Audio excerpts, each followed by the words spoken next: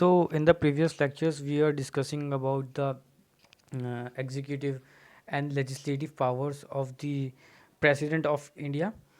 So, now we will discuss another very important legislative power of the President of India that is engraved under Article 72 of the Indian Constitution by our forefathers. Ordinance making power एक तरीके से एक law making power है, but the law which is made is of temporary nature. ठीक है, जो ordinance से बना हुआ लॉ होता है वो क्या होता है, वो टेम्प्ररी नेचर का होता है. And yes there are limitations on the ordinance making power of the president also. ठीक है, अलग अलग रेस्ट्रिक्शंस होती हैं. जैसे कि एक पार्लियामेंट एक एक्ट को पास करता है, उसके ऊपर कुछ रेस्ट्रिक्शंस होती हैं. ऐसी अगर कोई ऑर्डिनेंस के थ्रू कोई लॉ पास होता है तो उसमें भी कुछ रेस्ट्रिक्शंस होती है. We will be discussing them in this lecture only. ठीक है, सबसे पहले तो question which comes in our mind कि if there is a whole body that is parliament to make laws, so what is the need to make an ordinance और to make a temporary law. ठीक है, तो एक temporary law बनाने की ज़रूरत क्या होती है, जब हमारे पास पूरी की पूरी एक पार्लियामेंट है लॉ को इनेक्ट करने के लिए. लोकसभा है, we have Rajya Sabha, money bills, ordinary bills, पूरा एक पूरा प्रोसीजर है उन सबका लॉ पास करने का. तो व्हाट इज़ द नीड. ठीक है, तो answer to this question is enshrined article 72 that is circumstances such which renders president to take immediate action. तो अगर कभी भी ऐसे सर्कमस्टांसिस आते हैं जब प्रेसिडेंट को कोई इमीडिएट एक्शन लेना पड़े, ठीक है, उसके साथ साथ एक कंडीशन और होनी चाहिए कि both houses of the parliament और a single house of the parliament should not be in session. House of the parliament दोनों में से अगर दोनों हाउसेज सेशन में हैं, लोकसभा और राज्यसभा, तो president can not use his power to make ordinance. President temporary law बना ही नहीं सकता. Reason common sense.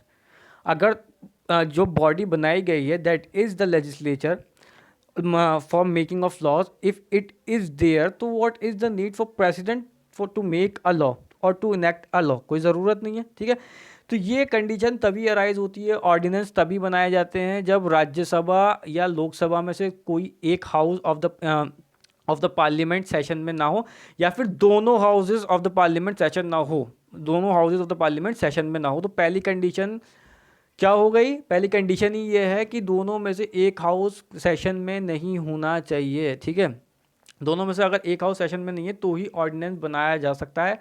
दूसरी इंपॉर्टेंट चीज़ क्या है, immediate action should be necessary. It should be a time of emergency. Emergency का टाइम होना चाहिए where we need a law.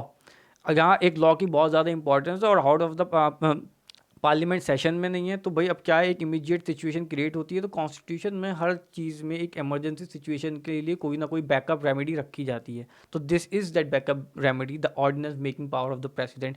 इसके अंदर पूरी वही पावर्स होती है जो कि एक एक्ट में होती हैं. ठीक है, तो अब क्लियर हो गया हमारी चीज़ें कि हम कब बना सकते हैं. Third and the most important restriction which is imposed on the ordinance making power of the president is that ordinance can only be made when and only when the advice of the council of ministers is sought by the president of India or given by the president of India under article 74 of the Indian constitution, which make it mandatory for the president to take the advice of the council of minister for making any ordinance. ठीक है, तो ये क्या चीज़ हो गई, इसमें क्या सीधी सीधी बात कर दी गई कि ऑर्डिनेंस बनाने के लिए, क्योंकि प्रेसिडेंट के पास डिस्क्रिशनरी पावर इसमें नहीं होती है, ऑर्डिनेंस बनाने के लिए कैबिनेट मिनिस्टर या फिर जो भी काउंसिल ऑफ मिनिस्टर्स होंगे उनकी एडवाइस लेना कंपलसरी मैंडेटरी है. किसके लिए, प्रेसिडेंट ऑफ इंडिया के लिए, while making an ordinance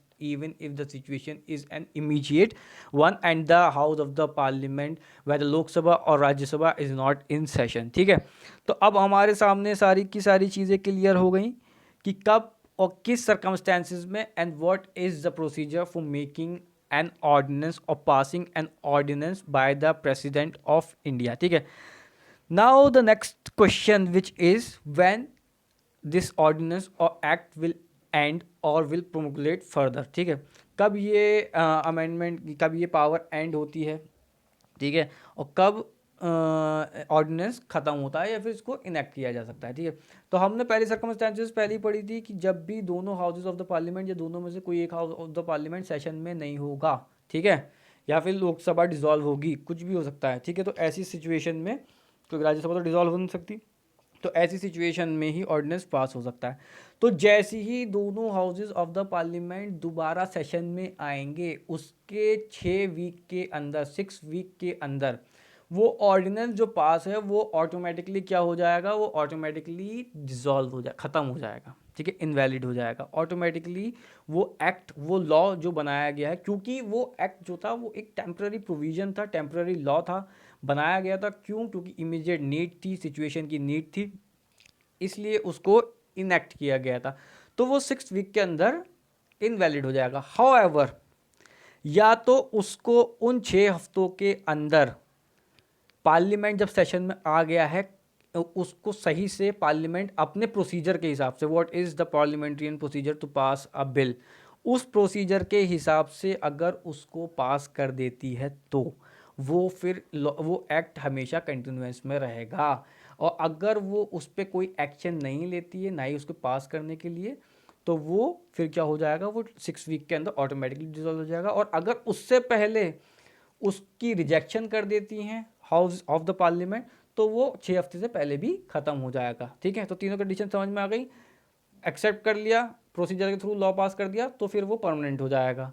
reject कर दिया 6 हफ्ते से पहले, तो वो रिजेक्ट हो जाएगा। और 6 हफ्ते कंप्लीट हो गए तो फिर वो ऑटोमेटिकली रिजेक्ट हो जाएगा। ठीक है, तो ये इसमें क्या होता है, ये इनैक्टमेंट कैसे एंड होगी। ठीक है, अब important, another important question is, अच्छा ये जो प्रोविजन है ये उठाया कहाँ से गया, दिस इज ऑल्सो, क्योंकि थोड़ा हिस्टोरिकल बैकग्राउंड भी ज़रूरी होता है जानना। It's a relic of government of India act 1935। Government of India act 1935 में गवर्नर जनरल के पास ऑर्डिनेंस मेकिंग पावर थी। ठीक है, तो ये कॉन्सेप्ट वहीं से उठाया गया। लेकिन अब इस, जैसे अभी हमने पढ़ा, इसके ऊपर एक चेक है आर्टिकल 74 में। आर्टिकल 74 में जब तक कैबिनेट इसको एडवाइस नहीं करेगी, तो बिना उसकी एडवाइस के, काउंसिल ऑफ मिनिस्टर्स की एडवाइस के, प्रेसिडेंट ऑर्डिनेंस नहीं बना सकता, which was not there in the act of 1935। तो कुछ इसको प्रोटेक्शन के साथ इसमें कॉन्स्टिट्यूशन में भी अडॉप्ट किया गया। ठीक है, now another important thing is whether law making power of the parliament and the ordinance power of the president is coextensive but not coordinate. ठीक है, so the law making power by of the president is coextensive. coextensive का मतलब क्या होता है कि भाई same subject पे, यूनियन और कॉन्करेंट लिस्ट पे ही, यूनियन और कॉन्करेंट लिस्ट पे ही president ordinance making power use कर सकता है। क्योंकि स्टेट पे ऑर्डिनेंस मेकिंग पावर किसकी होती है, गवर्नर की होती है। गवर्नर कौन सा आर्टिकल में करता है, आर्टिकल 213। प्रेसिडेंट कौन सा आर्टिकल में करता है, 123। तो बस थोड़ा सा नंबर्स का हेर फेर है। गवर्नर किस में करता है, 213 में। वो किस पे करता है, स्टेट जिस पे लॉ बना सकती है, यानी कि स्टेट लिस्ट पे ऑर्डिनेंस मेकिंग पावर किसकी होगी, गवर्नर ऑफ द स्टेट की। और कॉन्करेंट और यूनियन लिस्ट पे किसकी पावर होगी, प्रेसिडेंट ऑफ इंडिया की। ठीक है, तो इस तरीके से ये पार्लियामेंट के लॉज के साथ को एक्सटेंसिव है। ठीक है, पहली इंपॉर्टेंट चीज़ तो ये है, ये पार्लियामेंट के लॉज के साथ को एक्सटेंसिव है। लेकिन ये पैरेलल नहीं है, it is not parallel. Parallel का मतलब क्या हुआ कि दोनों पार्लियामेंट, पहली कंडीशन हमने क्या पढ़ी, दोनों में से एक हाउस या दोनों हाउस सेशन में नहीं होने चाहिए। तो जब पार्लियामेंट सेशन में होगा तो ऑर्डिनेंस नहीं बन सकता, और जब ऑर्डिनेंस बनेगा तो कंपलसरी है कि पार्लियामेंट सेशन में नहीं होगा। तो ये दोनों पावर पैरेलल नहीं है, कोएक्सटेंसिव है। कोएक्सटेंसिव क्यों है, क्योंकि दोनों एक ही लिस्ट पे अपने लॉज बनाएंगे। ठीक है, इसके अलावा दूसरी चीज़ क्या है, फंडामेंटल राइट्स को इन्फ्रिंज करता हुआ या कॉन्ट्रडिक्शन में कोई लॉ नहीं बन सकता। अगर ऐसा बनता है तो वो स्केड्यूल 9 में ऑटोमेटिकली पहुंच जाएगा। ठीक है, तो अगर पार्लियामेंट कोई लॉ नहीं बना सकता कॉन्ट्रडिक्शन में फंडामेंटल राइट्स के, तो जाहिर सी बात है ऑर्डिनेंस भी कोई ऐसा पास नहीं हो सकता जो कि फंडामेंटल राइट्स के कॉन्ट्रडिक्शन में हो। ठीक है, तो ये बात समझ में आ गई कि जितनी पावर लॉ, इसीलिए आर्टिकल 12 में ऑर्डिनेंस भी मैंशनड है। ठीक है, कॉन्स्टिट्यूशन को अमेंड करने के लिए ऑर्डिनेंस पास नहीं हो सकता है। लेकिन ये पावर किसके पास है? ये पावर सिर्फ पार्लियामेंट के पास है। ऑर्डिनेंस में कॉन्स्टिट्यूशन अमेंडिंग पावर्स नहीं लाई जा सकती हैं। कॉन्स्टिट्यूशन को अमेंड करने के लिए कोई भी इमीडिएट लेजिस्लेशन पास नहीं हो सकती है। ये पावर सिर्फ किसके पास है? पार्लियामेंट के पास है। पार्लियामेंट भी बेसिक स्ट्रक्चर को और फंडामेंटल राइट्स के कॉन्ट्रडिक्शन में लॉ नहीं बना सकती। तो same is the case with the ordinance. ठीक है, तो आई होप अब समझ में आ गया होगा। Last but not least is an important thing that is the judicial review of the ordinance making power of the president. ये एक बहुत ज़्यादा हॉट टॉपिक रहा है, कई सारी केसेस में डिस्कस हुआ है, कई सारे अमेंडमेंट्स हुए हैं। Amendment 38 of the Indian constitution जो था उसमें ये पावर नहीं थी कि आप ordinance making power of the president को जुडिशियल रिव्यू में ला सकें। लेकिन आर्टिकल 44 1978 में जब ये अमेंडमेंट हुआ, 44th अमेंडमेंट जब हुआ, तो फिर क्या किया गया? फिर ordinance making power of the president को भी जुडिशियल रिव्यू में लाया गया और अब ordinance making power of the president का भी जुडिशियल रिव्यू हो सकता है। तो जुडिशरी क्वेश्चन पूछ सकती है अगर वो लॉ, इस पर केसेस भी हैं। DC Wadhwa is an important case on this. इसमें क्या था कि बिहार में रिपीटेड ऑर्डिनेंसेस लाए गए थे। तो कोर्ट ने क्या हेल्ड किया था? Court held that action is fraud on the held that this action is fraud on the constitution. अगर आप रिपीटेडली कोई ऐसी ऑर्डिनेंस लेकर आ रहे हैं तो ये क्या हो गया कि ये स्पिरिट नहीं थी ऑर्डिनेंस को बनाने के लिए, ऑर्डिनेंस पावर प्रेसिडेंट को देने की स्पिरिट ये नहीं थी कि आप बार बार लेजिस्लेशन ऑर्डिनेंस के थ्रू लेके आए। क्योंकि बेसिकली ऑर्डिनेंस मेकिंग पावर किसकी है? ऑर्डिनेंस मेकिंग पावर, वो लॉ मेकिंग पावर किसकी है? लॉ मेकिंग पावर जो है वो पार्लियामेंट की है। ठीक है, तो अगर कोई रिपीटेडली इसका गलत यूज़ करता है तो then it can be judicially reviewed. Another important case is Cooper case. इस केस में क्या हेल्ड हुआ था? There can be a judicial review of the action of president if it's मैलिफाइड।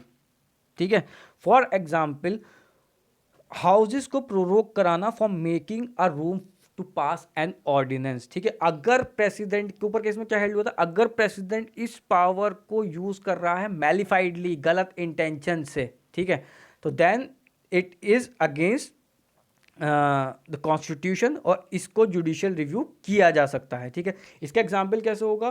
भाई हमने क्या पढ़ा? ऑर्डिनेंस कब बन सकता है? जब हाउस ऑफ द पार्लियामेंट या लोकसभा या राज्यसभा सेशन में ना हो या दोनों ही सेशन में ना हो। ठीक है, तो अगर हमने पिछले लेक्चर में पढ़ा था प्रोरोगेशन किसे कहते हैं? दोनों हाउसेस के बीच में डिफरेंस को, कि भाई हाउस सेशन में आया और फिर कुछ टेम्पररी पीरियड के लिए वो सेशन में नहीं था। ठीक है, तो अगर ज़बरदस्ती प्रोरोगेशन कराया जाता है, ज़बरदस्ती जो मीटिंग है वो हाउस ऑफ द पार्लियामेंट की डिले की जाती है, जो सेशन ऑफ द पार्लियामेंट है उसको डिले किया जाता है, किस लिए?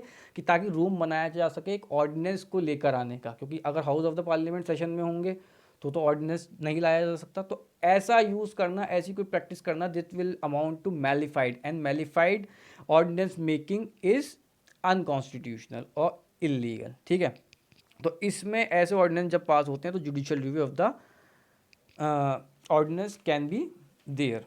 ठीक है, तो now we have understand the judicial review, the court extensive और सारी सर्कमस्टेंसेस किसमें आप एक ऑर्डिनेंस पास कर सकते हैं। तो इसका लेटेस्ट एग्जांपल क्या है? इसका लेटेस्ट एग्जांपल अभी 22 अप्रैल 2020 को हुआ है। Epidemic diseases amendment ordinance pass किया गया है प्रेसिडेंट के द्वारा। किस लिए? For keeping health workers safe. क्योंकि कुछ बहुत से ऐसे इंसिडेंट्स हुए थे कि जिसमें हेल्थ वर्कर के ऊपर बहुत ज़्यादा गलत व्यवहार हो रहा था उनसे, जो कोरोना का ट्रीटमेंट करके आ रहे थे उनको सोसाइटीज़ में नहीं घुसने दिया जा रहा था, उन पर अटैक्स हो रहे थे। तो इस चीज़ को रोकने के लिए, पार्लियामेंट तो सेशन में था नहीं, तो इस चीज़ को रोकने के लिए एक ऑर्डिनेंस लाया गया प्रेसिडेंट के द्वारा, एपिडेमिक डिजीज़ ऑर्डिनेंस, जिसमें क्या किया गया, जिसमें सज़ा जो थी वो बहुत ज़्यादा हार्श कर दी गई है। अगर कोई ऐसा कुछ करता है, कोई भी अगर हेल्थ वर्कर के साथ कोई बदतमीज़ी या फिर किसी तरीके की बदसलूकी या फिर मारा पीटी करता है किसी तरीके की, तो उसकी सज़ा बहुत ज़्यादा होगी। तो ये क्या टाइम है? एमरजेंसी टाइम है, हाउस सेशन में नहीं है, तो कैबिनेट ने ऑर्डिनेंस एडवाइस पे प्रेसिडेंट ने एक ऑर्डिनेंस पास किया। ठीक है, तो अब आई होप समझ में आ गया होगा कि what are the ordinance making power of the president. ठीक है, next important topic which we will be discussing is the pardoning power of the President of India enshrined in the Constitution of India under Article 72। ठीक है, इसमें basically 5 powers हैं: pardoning, commutation, remission, respite and reprieve. ठीक है, एक एक करके हम इसको समझने की कोशिश करेंगे कि पार्डनिंग पावर क्या है। पार्डनिंग का बेसिक मतलब क्या होता है? पार्डनिंग का मतलब होता है completely absolve convict of any kind of punishment. उसकी कोई भी पनिशमेंट अगर है उसको कंप्लीटली पार्डन कर दिया जाए, सारी सज़ा उसकी ख़त्म हो जाती है। जैसी पार्डन दिया जाता है then and there he have a right to come out of the prison, और इसका सेंटेंस जो है जो भी था वो सब माफ़ हो गया है, सब खत्म हो गया है, वो देन एंड देयर जेल से अब बाहर आ सकता है। ठीक है, पहली चीज़ तो हो गई पार्डनिंग पावर। दूसरी चीज़ है कम्यूटेशन। कम्यूटेशन का बेसिकली मतलब क्या होता है? Substitution from one form to another form of punishment. एक फॉर्म ऑफ पनिशमेंट से दूसरी फॉर्म ऑफ पनिशमेंट की तरफ कर देना।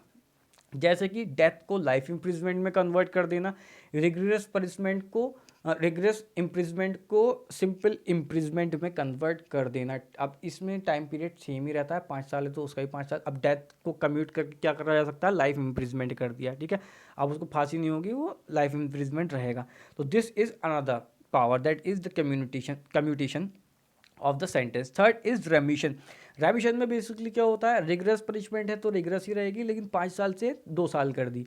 सिंपल है तो सिंपल ही रहेगी, 2 साल से 1 साल कर दी या 6 महीने कर दी, जितना भी प्रेसिडेंट का मन हो उतनी वो कर सकता है। ठीक है, अगला है रेस्पाइट। रेस्पाइट का मतलब क्या होता है? रेस्पाइट में भी सेंटेंस जो है वो कम होता है, लेकिन जो कम करने की सरकमस्टेंस होती है वो क्या होती है? वो किसी तरीके की फिजिकल डिसेबिलिटी होती है। इसका एग्जाम्पल कैसे हैं? इसका एग्जाम्पल है प्रेग्नेंट वुमेन। अगर वुमेन प्रेग्नेंट है तो उसके सेंटेंस को कम किया जा सकता है इस चीज़ को लेके on humanitarian grounds.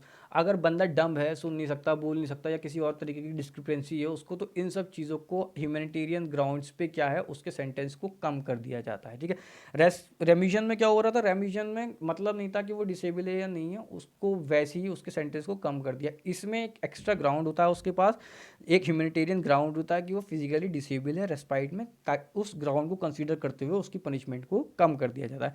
Last is reprieve. Reprieve का मतलब बेसिकली क्या होता है? Stay of execution. इसका मतलब क्या हो गया? मर्सी पिटीशन किसी बंदे की डली हुई है तो उस टाइम तक उसका एग्जीक्यूशन पर स्टे लग जाता है जब तक प्रेसिडेंट उस मर्सी पिटीशन को रिव्यू कर रहा है। ठीक है, तो this is the pardoning power of the president. इन इन चीज़ों इन तरीके से प्रेसिडेंट अपनी पार्डनिंग पावर को एक्सरसाइज कर सकता है, लेकिन कुछ सुप्रीम कोर्ट की गाइडलाइंस भी हैं। पहली गाइडलाइन है कोई ओरल हियरिंग नहीं हो सकती है। ओरल हियरिंग नहीं होगी, हमेशा एक मर्सी पिटीशन भेजी जाएगी प्रेसिडेंट पे, जिसपे वो अपने उसके हिसाब से ओरली कोई भी कन्विक्ट जाके डायरेक्टली प्रेसिडेंट से बात नहीं कर पाएगा, जो भी बात होगी वो थ्रू पेपर्स ही होगी। दूसरी चीज़, on the advice of cabinet. Mercy petition जो है वो उसकी भी जो एक्सरसाइज होती है प्रेसिडेंट डिस्क्रिशनरी नहीं है, on the advice of the council of ministers होती है, on the advice of cabinet होती है। तो क्योंकि हमें पता है कि president is a titular head और उसके पास अपनी खुद की डिस्क्रिशनरी पावर लगभग बिल्कुल ना के बराबर है, या फिर उतनी है जितनी में कि पॉलिटिक्स को कोई इफेक्ट नहीं पड़ रहा है। ठीक है, द कंट्री को कोई इफेक्ट नहीं पड़ रहा है, और बहुत छोटी छोटी चीज़ों के लिए है। तो इवन की मर्सी पिटीशन को ट्रीट करते हुए भी president is bound by the advice of the cabinet और द काउंसिल ऑफ मिनिस्टर्स। ठीक है, थर्ड है, लेकिन इसका जुडिशियल रिव्यू जो है, मर्सी पिटीशन का जुडिशियल रिव्यू जो है वो हमेशा बहुत हॉट टॉपिक रहा है, इसके ऊपर बहुत सी डिबेट्स रही हैं, लेकिन फिर भी जुडिशियल रिव्यू बहुत ज़्यादा लिमिटेड है। प्रेसिडेंट ने जो डिसीजन लिया उस पर बहुत ज़्यादा कोई जुडिशियल रिव्यू नहीं हो सकता है। ठीक है, तीसरी चीज़, किन किन के कन्विक्शन पे, क्योंकि देखो प्रेसिडेंट के पास जो पावर्स हैं ज़्यादातर वो ही पावर्स गवर्नर के पास भी होती हैं, कुछ चीज़ों को अगर छोड़ दिया जाए तो किन कन्विक्टेड को प्रेसिडेंट पार्डन देगा? Punishment for court martial. Court martial क्योंकि यूनियन का सब्जेक्ट होता है, जितनी भी कोर्ट मार्शल से रिलेटेड इश्यूज होंगे, ठीक है, और प्रेसिडेंट एक तरीके से एक्स ऑफिशियो चेयरमैन भी होता है, हमने पहले पढ़ा था सारे फोर्सेस का। तो कोर्ट मार्शल से रिलेटेड जितनी भी चीज़ें होगी उनके पास उस रिलेटेड मैटर्स में पार्डनिंग पावर प्रेसिडेंट के पास होगी। दूसरी, offences against laws made by union and concurrent, that is only executive power extend. ऐसे लॉज जैसे टाडा, एनएसए, जिनमें अगर किसी का कन्विक्शन होता है जिसमें सिर्फ और सिर्फ एक्सक्लूसिव पावर किसकी होनी चाहिए? यूनियन की होनी चाहिए। ठीक है, यूनियन लेजिस्लेचर जिस पे लॉज बनाते हैं, उन केसेस में अगर किसी को कोई सेंटेंस होता है तो उस सेंटेंसेस में pardoning power president of India की होती है, गवर्नर की नहीं होती है। गवर्नर की किसके ऊपर होगी? गवर्नर की पार्डनिंग पावर भी स्टेट लॉज के ऊपर होगी, ऑर्डिनेंस मेकिंग पावर भी स्टेट लॉज के ऊपर होगी। Third is the death sentence, वो जाहिर सी बात है यूनियन लॉ की। ठीक है, तो this is the pardoning power of the president mention in the constitution of India. ठीक है, तो अब हम हमारे समझ में आ गई कि पार्डनिंग पावर्स ऑफ द कौन कौन सी होती हैं प्रेसिडेंट की। So we have completed today the pardoning powers and the ordinance making power of the president of India.